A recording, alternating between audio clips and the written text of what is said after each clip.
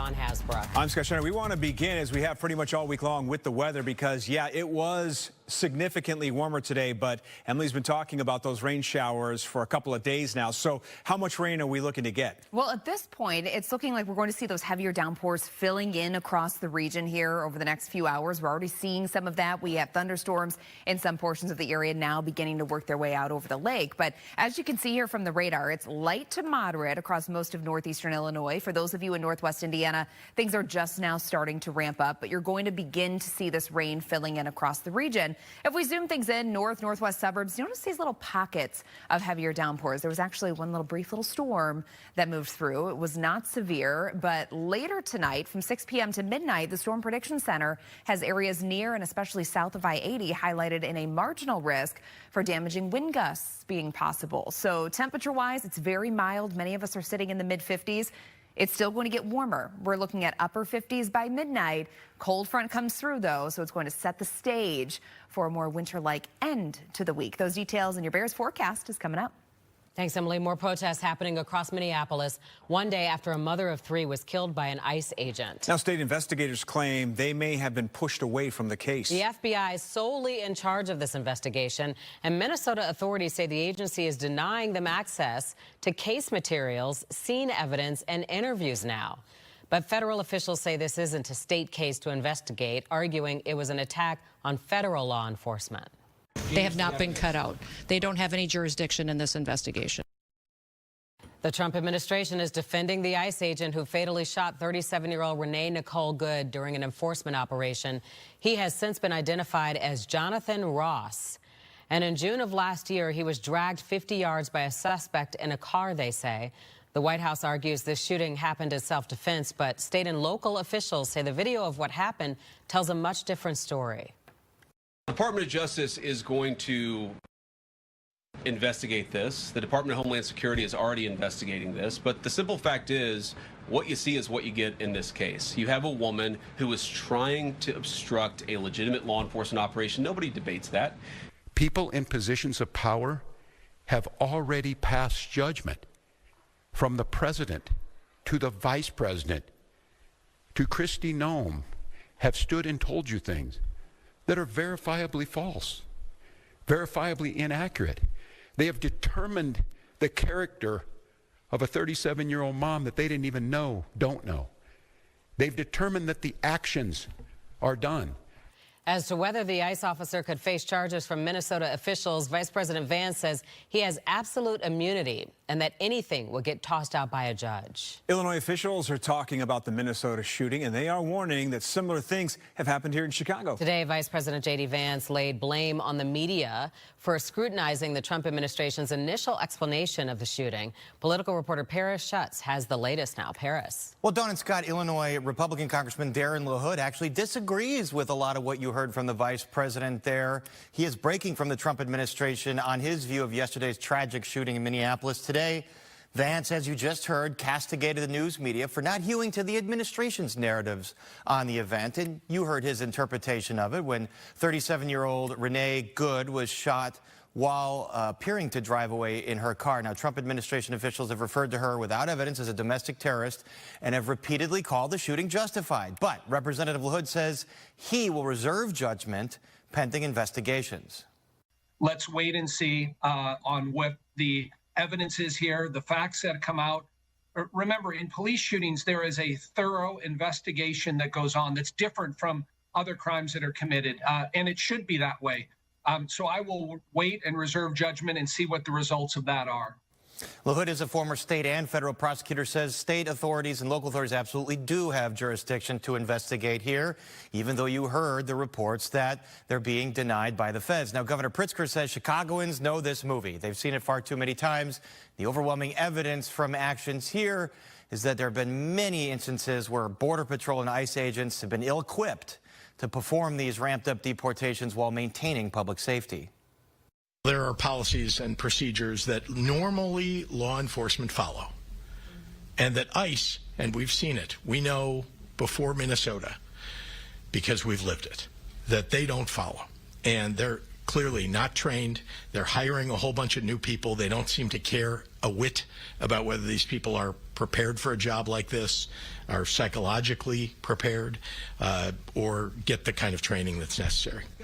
We're going to dig into this a lot more in the Chicago Report tonight at 10. We have an on-the-ground view from Minneapolis, and we talk with the attorney for Marimar Martinez, the Chicago woman who was shot by federal agents in Chicago before her charges were dropped in her federal case. Scott? All right, Paris, thank you for that. Meanwhile, appalled, angry, frustrated. Just a few of the words Congresswoman Robin Kelly says describe how she felt after learning of the killing of the 37-year-old mother in her vehicle by immigration agents in Minneapolis this week. Appearing on Chicago Live today, Representative Kelly called into question the tactics of the immigration officers involved in the death of Renee Nicole Good and is placing the blame squarely at the feet of Homeland Security Secretary Kristi Noem. She should not be the Secretary of Homeland Security. She is not obviously competent. She's a liar, and people are dying, and she's throwing gasoline on cities and then lighting the fire. And it seems like she is getting her kick out of it, that she feels very, powerful and empowered. But she has to remember she works for the people. Kelly, who is running to succeed Senator Dick Durbin, says she is working on getting co-sponsors and that articles of impeachment against Kristi Noem will be filed as early as tomorrow.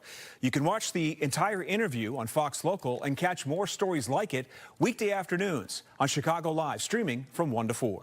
In Chicago, former Mayor Lori Lightfoot is asking the public to be the eyes and ears when federal immigration agents cross the line.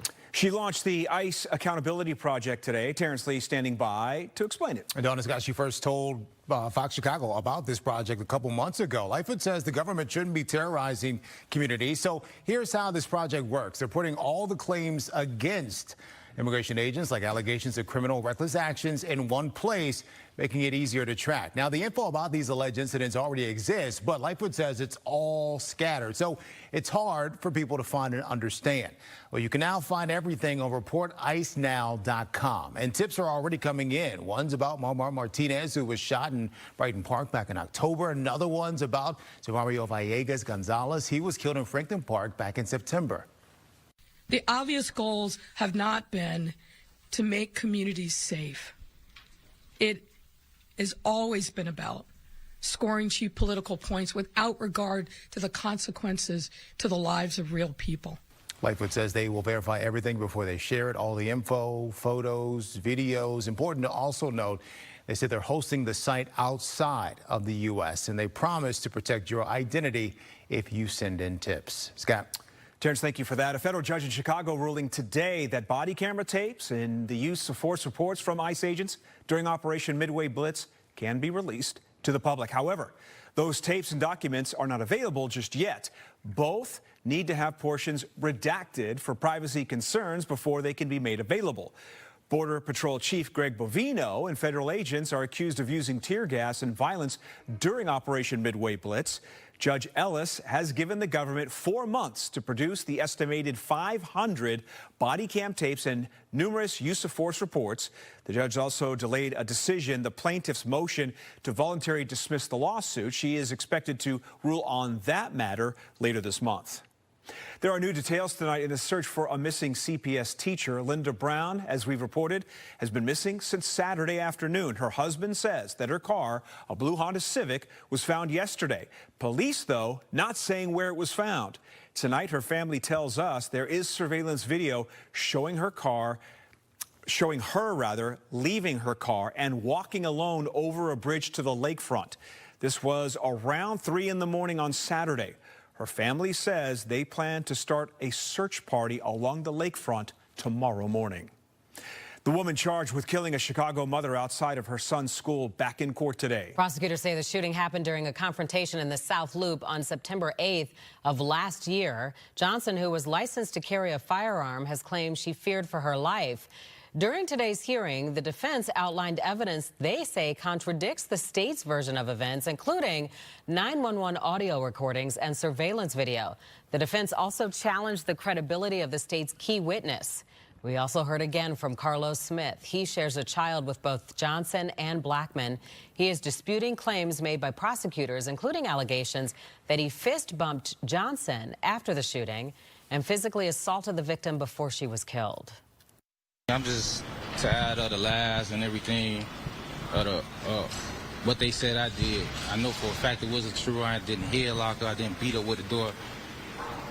I only try to diffuse the situation. They keep deflecting away from that. And what I did what they saying I did made it sound harsh, and I didn't do that. So we need justice. We need justice to be served too, the truth. And they keep deflecting from it. In court today, Johnson's attorney argued for her release, but documents show that motion was denied. She is due in court again February 3rd for a status hearing. All lanes are open on the Stevenson Expressway. They were shut down, though, for 8 hours after a deadly crash. Police say someone in a sedan was speeding on Frontage Road in Romeoville when they crashed. The driver veered off the road, went airborne before crashing through a cement wall. You can see the massive hole right there. After crashing through the barrier, the car ended up on I-55 and was hit by another driver on the expressway. The driver of the speeding car was pronounced dead at the scene. The other driver that was on the Stevenson was not seriously injured. Still ahead on News at 5, we're live in Pilsen, where a hearing on interactions between CPD and ICE will be taking place later tonight. And the Senate trying to limit President Trump's ability to attack Venezuela as he keeps pushing to take control of the country's oil. Fox 32 News is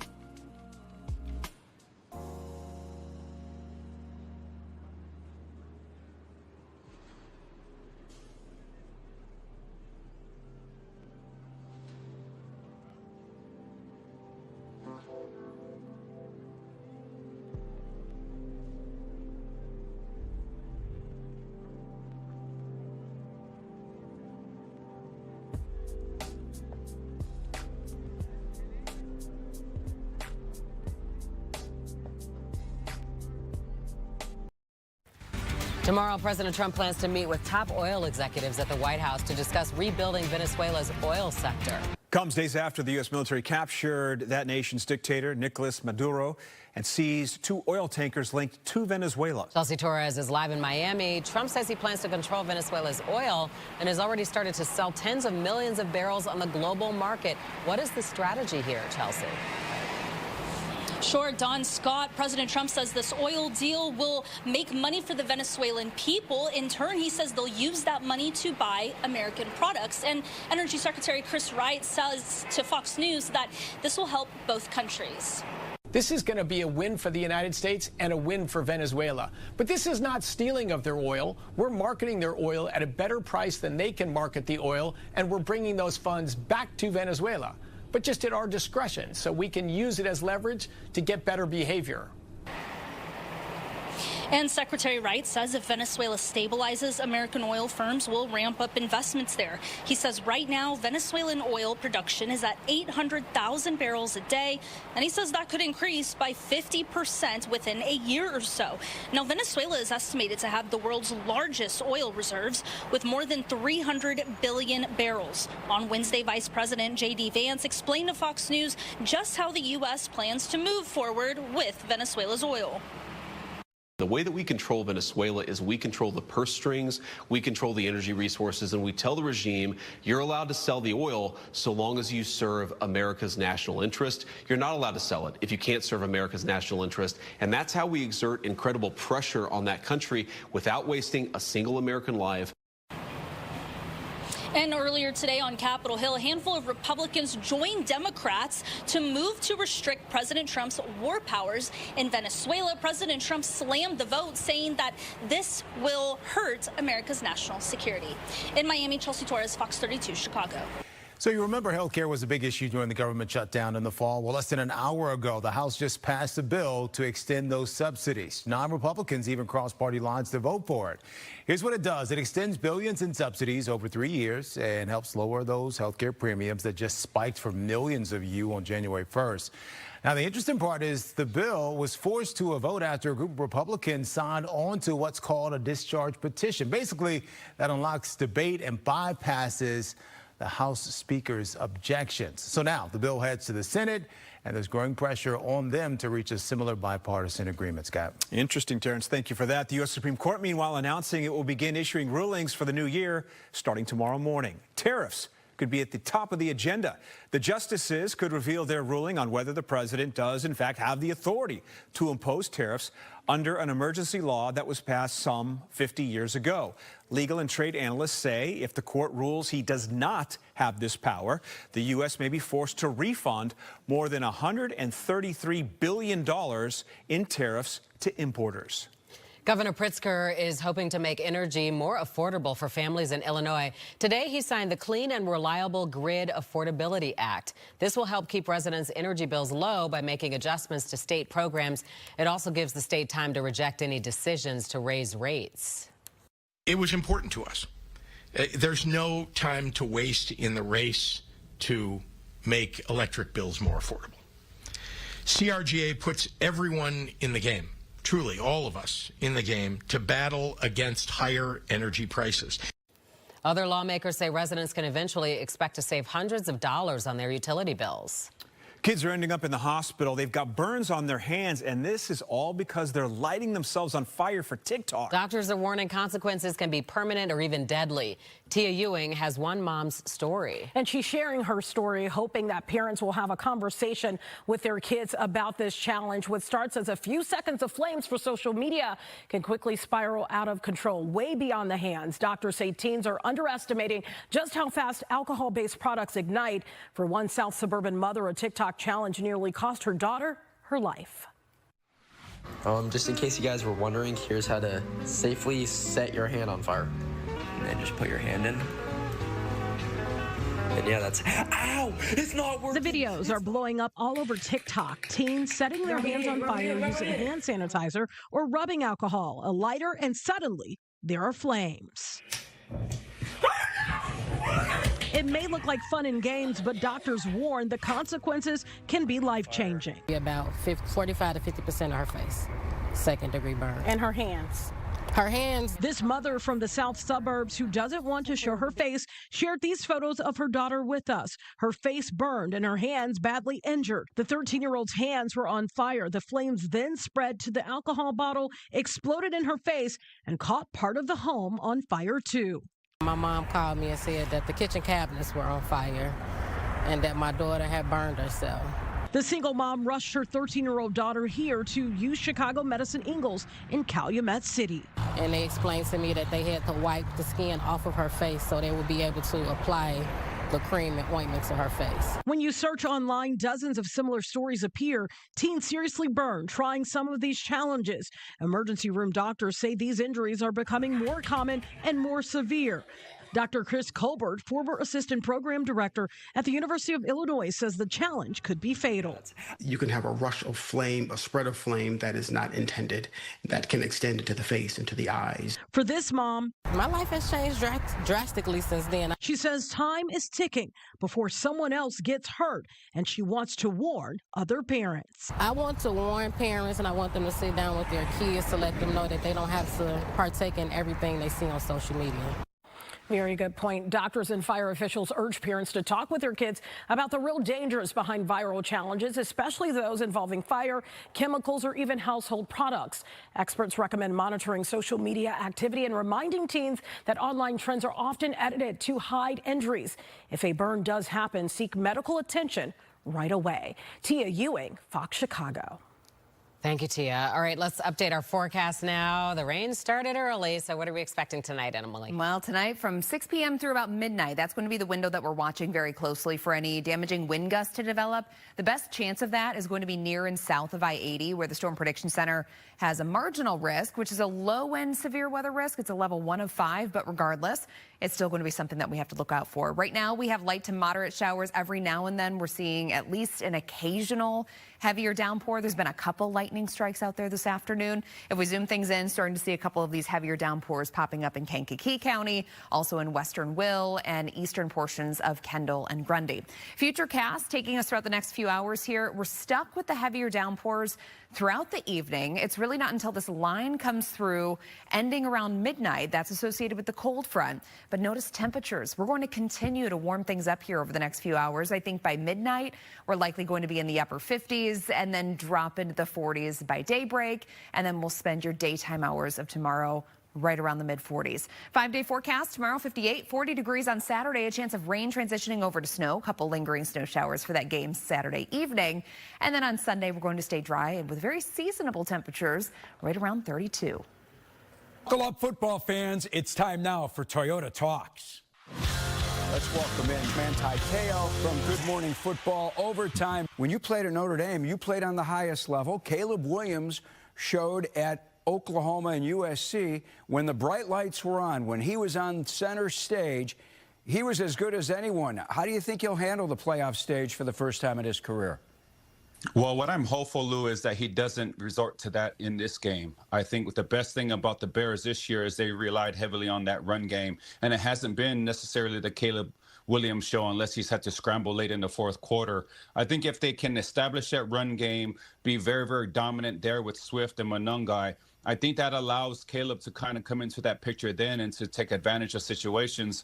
But I think that if Caleb tries to make it the Caleb Williams show, I don't think that fits into what the Bears do best. And so I'm hopeful that the young quarterback would just continue to do as help them win so far. Grab my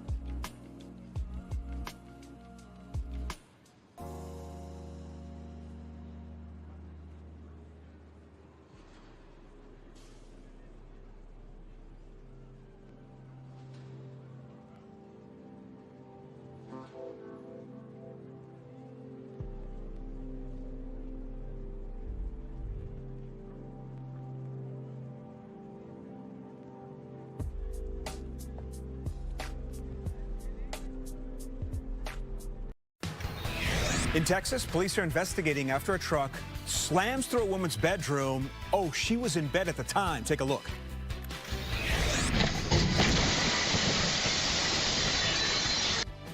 The woman is okay, but she was trapped under debris and had to be rescued by first responders. Her family says she suffered some cuts. As of tonight, no arrests have been made. Let's keep it in Texas. A wild police chase caught on camera. The chaos showing the suspect flipping the car onto a side. And that doesn't seem to stop him. He kicks the front window out and then tries to flee on foot. The suspect was caught, had some bad cuts on his arm from breaking through the window, took him to a local hospital, then transferred him to jail. If you want to know why he was being chased, officers were conducting a large-scale fraud investigation. A man in Florida accused of stealing thousands of dollars from a blind woman's debit card.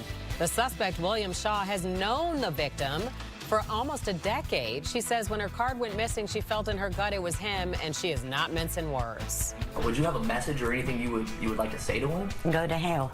He'll say hi, and he always tries to kiss me on the cheek, and his personal hygiene is horrible, and I just pull away. And he'll go, love you. I'm like, oh, yeah, right. Well, it was about a month ago, and she says her debit card disappeared shortly after Shaw allegedly asked to use her bathroom. A quick check of her bank account showed that nearly $5 grand was gone. He later admitted to police that he was the one who took the card and used it.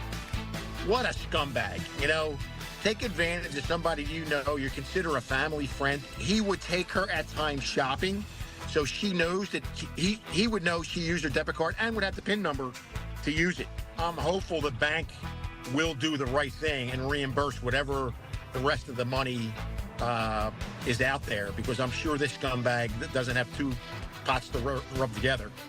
Shaw is now facing multiple felony charges, and because he is a convicted sex offender, he's being held in jail without bond.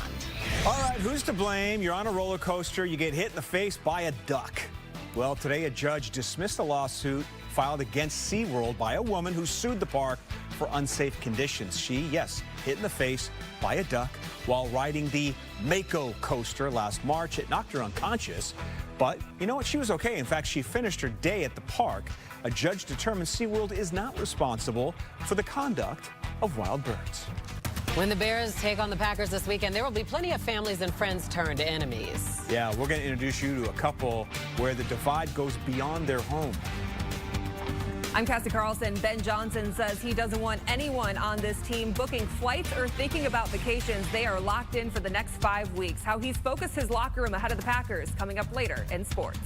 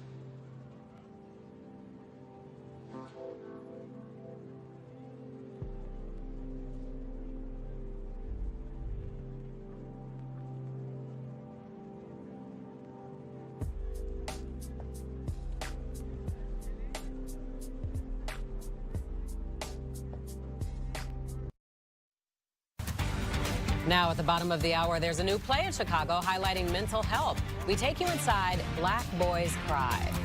We've been spoiled with this warmer weather of late, but pretty soon, freezing cold and snow is going to be back. First, has CPD helped ICE? Chicago residents are being invited to voice their concerns. Yeah, in about an hour, a public hearing is taking place in Pilsen, focusing on interactions between Chicago police officers and federal immigration agents. Leslie Moreno is live outside Talia Hall with what you can expect and how you can participate. Leslie. Hey guys, good evening. Yeah, that meeting is scheduled for 6:30 here at Talia Hall. You can see everything being set up here behind me. Organizers say they're expecting a huge turnout tonight. Tonight's meeting here in Pilsen comes on the heels of that fatal shooting in Minneapolis involving ICE agents, an incident that has sparked national outrage. Here in Chicago, though, the focus will be on how local police interact with federal immigration agents and whether current policies are being followed. The hearing is being held by the Community Commission for Public and Safety and Accountability and will give residents the chance to share concerns as well as personal experiences. Now, under Illinois law, Chicago police are prohibited from assisting federal agents with immigration enforcement. Community advocates say tonight's discussion is about ensuring those protections are upheld and understood. Again, this meeting starts at 6:30. You can attend both in person here at Talia Hall, or you can register and join virtually online. We'll have all those details on fox32chicago.com. For now, reporting live here in Pilsen, Leslie Moreno, Fox Chicago. University of Illinois system president announcing his retirement. You're looking at Tim Killeen, set to retire when his contract comes to an end next summer. He's held the position since 2015, one of the system's longest serving presidents. He calls the job the greatest honor of his professional life. U of I's board will begin their search for a replacement in the weeks ahead. If you want to be a firefighter paramedic, Lansing is hiring. Applications are due January 14th, and the next fire test is January 31st. You do not have to live in the village of Lansing to be a firefighter paramedic there. The department has put up billboards to encourage people to apply. There are a few ways to qualify. We spoke with the fire chief earlier on Chicago Live. We're excited to tell people about it. You know, it's been a great experience to kind of see our department grow into a department that's, you know, one that is kind of become a destination department. And in addition to the men and women of the department, you know, we have a lot of great support, not only from our residents, but from our mayor and trustees as well. We have a killer benefits package. The village does really take care of us, and they do care about us. Yep, there's even a YouTube video. For more information, call the Lansing Fire Department or go to jobsource.copsandfiretesting.com. So we've been looking ahead a lot this week to the forecast during the Bears game, but there's a lot of real estate, Emily, between now and then. So how are we looking in between? Well, in between, it's very mild out there right now. If you haven't been out and about today, we have temperatures that are sitting in the mid-50s, and we're actually going to be warming up into the upper 50s closer to midnight. And it's all out ahead of this storm system and a cold front that's going to come through tonight, sending temperatures back down into the 40s tomorrow. But we have all of this rain to get through and a couple heavier downpours as well. And over the next few hours, specifically from 6 p.m. through about midnight, we're going to be on the lookout for damaging wind gusts with any thunderstorms that do develop. You can see that the Storm Prediction Center does have areas here highlighted in green, near and south of I-80, highlighted in a marginal risk, which is a level 1 of 5, so it's a low-end risk, but nonetheless, that's what we're going to be looking out for over the next few hours. This evening, we're staying very warm in the 50s. By daybreak tomorrow, we're going to be around 45 degrees, but it's going to be gusty tonight. We'll have south winds gusting as high as 35, maybe even close to 40 miles per hour occasionally. And then falling temperatures are expected on Friday. So that 58, I think that's where we're at midnight. Daytime temps are going to be in the mid-40s. On Saturday, we have rain transitioning to snow, scattered snow showers for that Bears-Packers game during the evening. Temperatures by kickoff should be in the upper 20s to low 30s, and then we will drop into the 20s with wind chills only in the teens. Back to you. Touring Stage Show back in Chicago, it's sparking some important conversations. Terrence has more on the crisis it's tackling. Yeah, there's a lot of stigma attached to this crisis, especially in certain communities, Dawn and Scott. Black suicide rates have jumped over the last decade. Mental health access hasn't kept up. This play tackles that gap. Black Boys Cry opens in Chicago this week, and it follows 7 black men and what they're carrying emotionally. It's this video from the show. You see moments from different characters, different lives. The story doesn't focus on one man. It moves through pressure at work, pressure at home, and the expectation to hold it all together no matter what. Federal health data shows suicide is now a leading cause of death for teens 15 to 19. Now, only 1 in 4 black adults who need mental health care actually get it. People behind the show say that gap is what they're trying to put into words. It deals with identity, it deals with self-worth, it deals with self-love, it deals with family, it deals with suicide, it deals with spirituality, it deals with sexuality. So there's so many different levels that people can relate to that regardless of your race, you should be able to see yourself, your son, your brother, your husband, your ex-husband, whoever the case might be. Before we get to show details first, if this story is sitting close to home for you or someone you know, help is always available. You can call or text 988. Tonight at 9, the cast shares what they didn't expect to confront personally and what they'd never said out loud until they got these roles for the show. The show is this Saturday night at 8 at Greenhouse Theater Center on North Lincoln. Ticket information is up on our website. And Dawn has got, of course, yes, the big game is Saturday. The director told me they're going to work in score updates into the show. Nice. Thank you, Terrence. Bruno Mars is coming to Chicago for his first tour in almost a decade. Yeah, he announced the romantic tour today in support of his 4th studio album with the same title.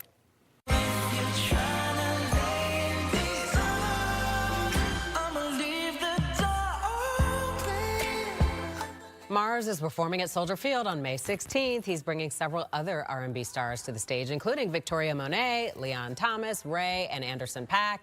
Tickets go on sale next Thursday. This week in Soldier Field, of course, will be filled with faithful Bears fans and, yes, some cheeseheads. And, of course, this means some houses and families are divided. We introduce you to one couple that runs a Bears-Packers bar. Stream Good Day.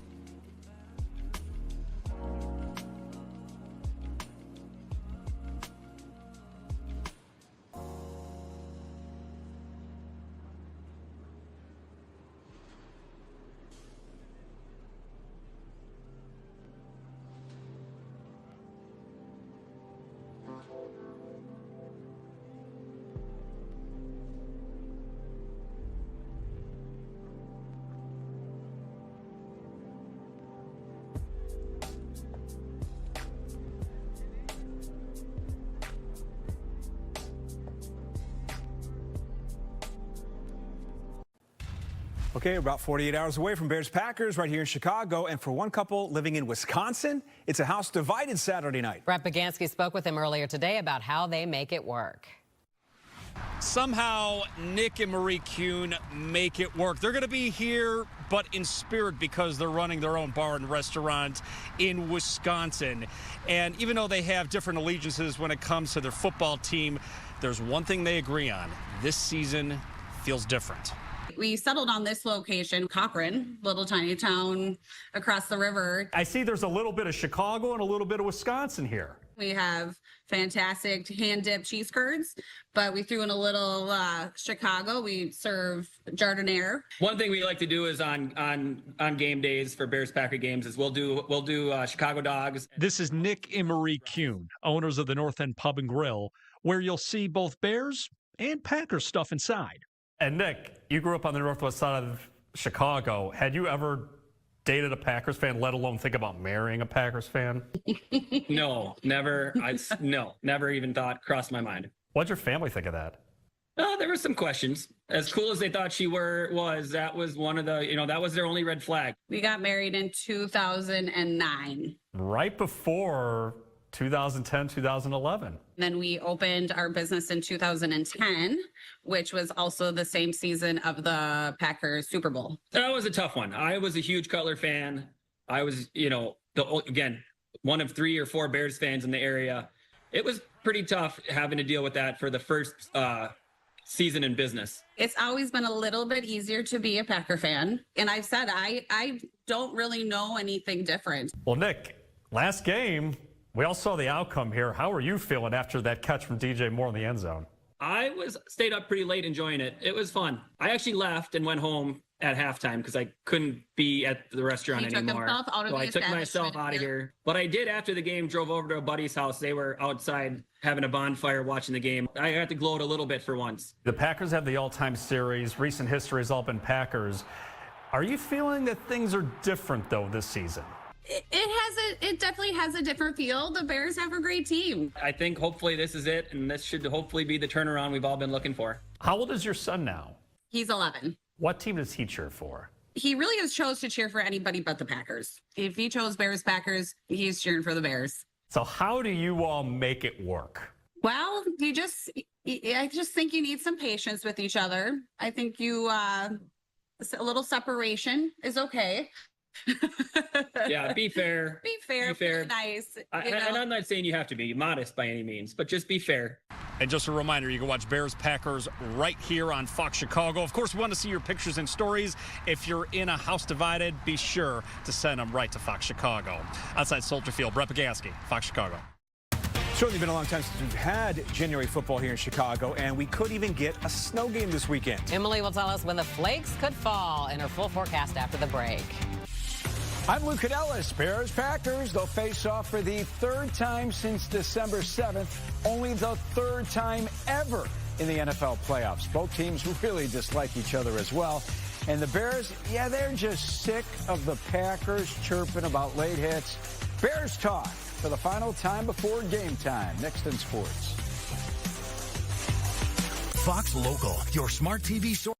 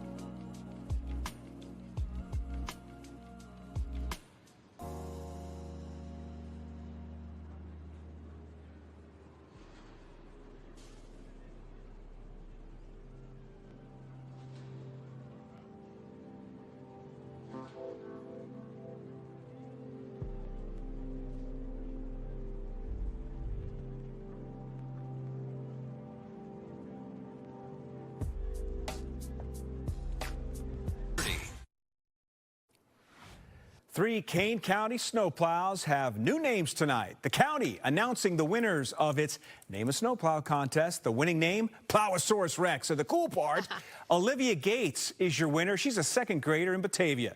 She says she was inspired by her younger brother's love for dinosaurs. I like that. The runner-up, Cleopatra. Get that? That's a little twist on the ancient Egyptian ruler Cleopatra, submitted by Eric Jensen, also from Batavia. He says his inspiration came from a recent streaming series he watched about ancient Rome. And in 3rd, Mailbox Mauler, submitted by David Buss. Sounds a little mischievous, but Kane County officials assure everyone that plows do try their best to avoid damaging any mailboxes. I like the artwork to go along with it. Very cool. Serious. Looking good. This is serious stuff. Yeah. Good. Mailbox Mauler. Love it. I like that one. So, Emily, we might need a snowplow this weekend, huh? Well, I don't know if we're going to need the plows. Good. So we Not do bad. have snow in the forecast for Saturday. Of course, there's a huge game taking place on Saturday, and everyone's talking about the weather. So a few days ago, it was looking like we had what could be a pretty impactful storm moving through, and I still think that we're going to get some of that. But I think by the time we reach into game time, close to 7 p.m., we're likely going to be seeing a little more scattered snow by that point. So I don't think we're looking at a major accumulation. It's just going to be scattered snow showers by 7 p.m. Your radar right now, here's what we're working with. We have another storm system that's moving through. So we have rain, couple thunderstorms on the map this evening. That's going to continue through tonight.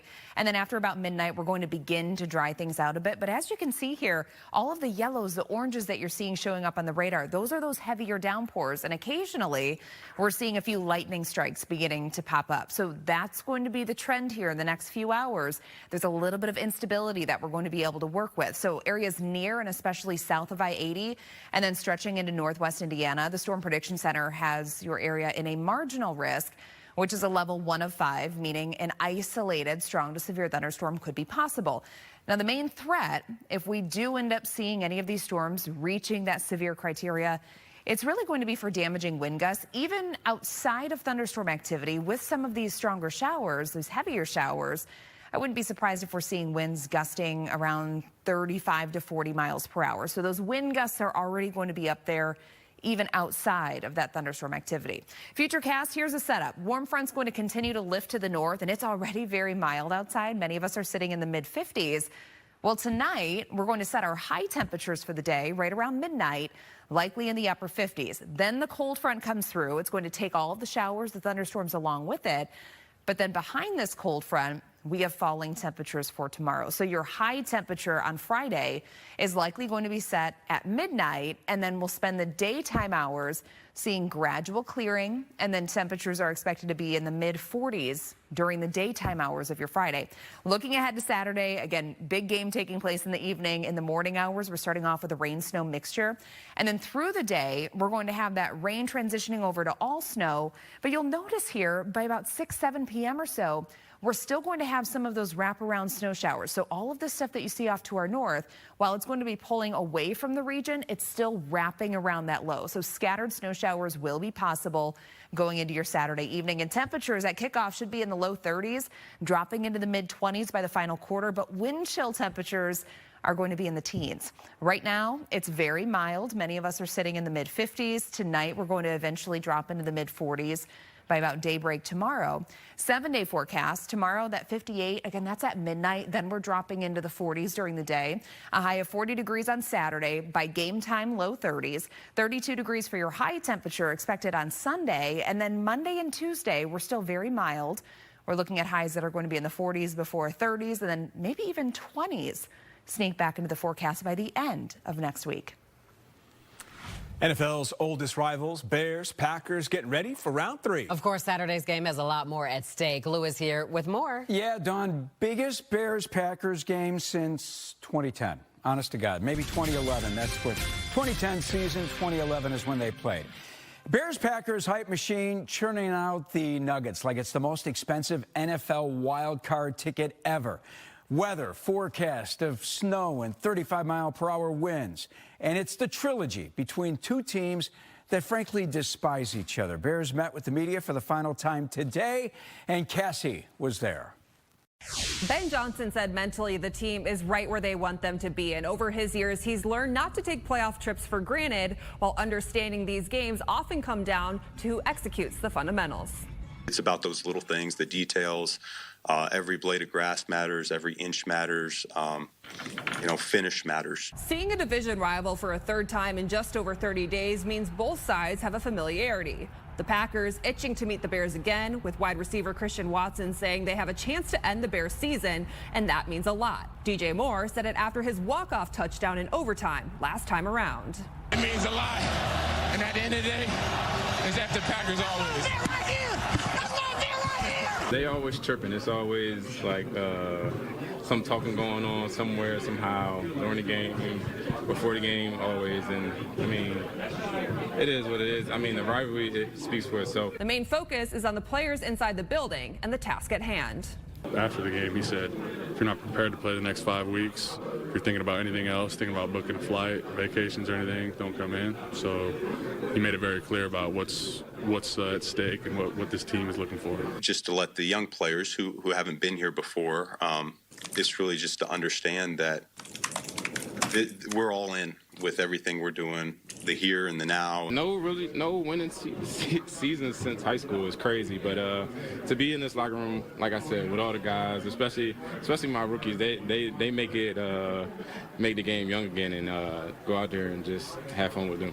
Rome Odunze has no injury designation, set to make his return off a foot injury after missing 5 games, while Kyler Gordon was a full participant in practice on Thursday. He could be activated off IR. At Hallis Hall, Cassie Carlson, Fox Chicago Sports. Thanks, Cassie. Fox Chicago's coverage kicks off with Bears Game Day Live at 12:30. NFL doubleheader begins at 3:30. Rams Panthers first here on Fox. Then Bears Packers at 7:10. And after the game, we'll have Caleb Williams, Ben Johnson, plenty of locker room reaction as well. Bears conversation continues on Chicago Sports Tonight. Cassie will join me with more from Hallis Hall. Really good conversation. And Good Morning Football's Manti Te'o will stop by. He'll talk about how well Caleb Williams can handle the playoff spotlight. 6 o'clock on the Fox local app, 9:30 right here on Fox Chicago. College football, Indiana faces its latest biggest game ever tomorrow night against Oregon. College football playoff semifinals. Hoosiers won their first Big Ten meeting 30-20 back in October. If each of you could give 2 keys for your team to win this game, what would they be? We talk about the same thing every single game. Line of scrimmage, run the ball, stop the run, affect the quarterback, protect the quarterback, turnover ratio. We're #1 in the country.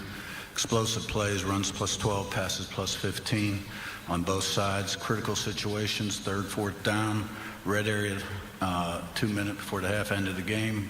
And teams has to be a win. Every game, same stuff. I should have named more. I thought we were just doing 2. That was 2. God dang, Coach. Ole Miss and Miami battle tonight in the other semifinal. Black Monday extending to Black Thursday for Mike McDaniel, fired after 4 seasons in Miami.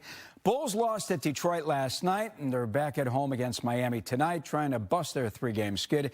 Illinois goes for its 4th win in a row against Rutgers. Northwestern's at Michigan State. And finally, something you may have missed last night watching the Hawks game. Yeah, they extended their win streak to 4, 7-3 winners over St. Louis. Blues goalie Jordan Binnington allowed a season-high 7 goals late in the 3rd period after the 7th goal. That's Blues coach Jim Montgomery. He wants to pull Binnington, but he won't come off the ice. Meanwhile, look closely. They can't seem to find the backup goalie, but there he is. He's hiding. He's hiding in the tunnel to the Blues dressing room. I've never seen anything like this. Not clear if they were working in tandem, the 2 goalies, or this was just a coincidence, but Binnington ended up staying in the rest of the game. How's that? Maybe they were. I'm always hiding from the bosses here. Fantastic. Yeah, exactly. Thanks, Lou. Emily has a final check of the forecast when we come back. The decision to extract.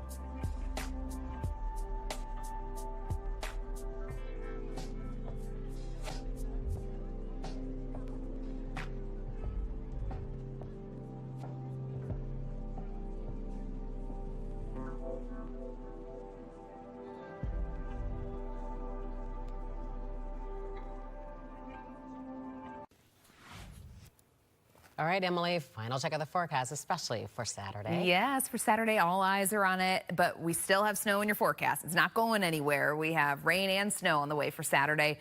By kickoff on Saturday evening, I think we're still going to have some scattered snow around. Temperatures by that point likely going to be pretty close to 30, falling into the 20s. We'll have wind chills in the teens, but you know, it's January. We're used to that. We can handle that, and so can the Bears.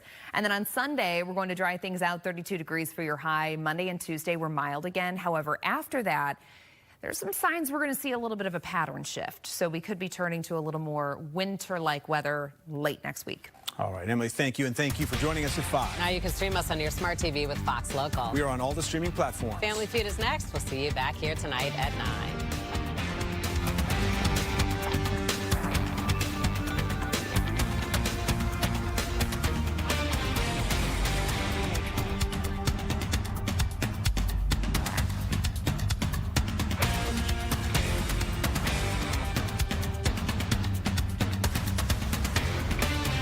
What is it